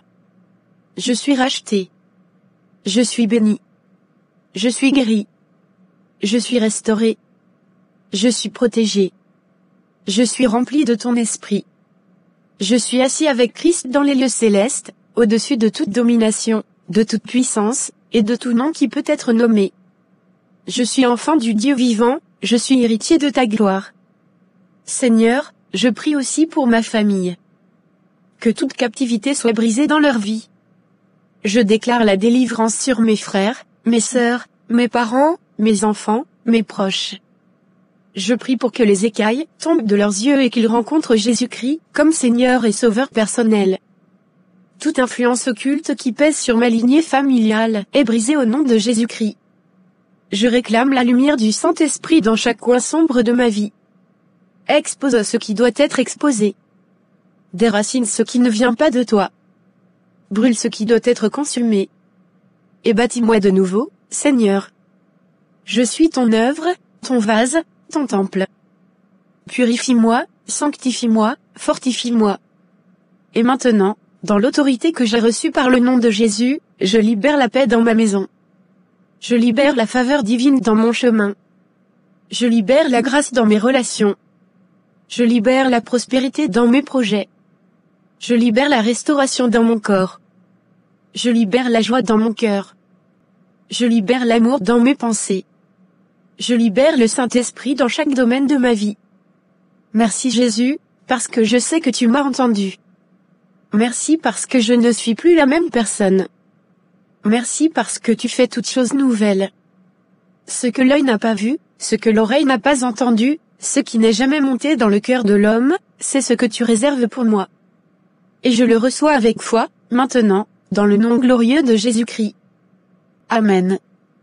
Amen. Amen.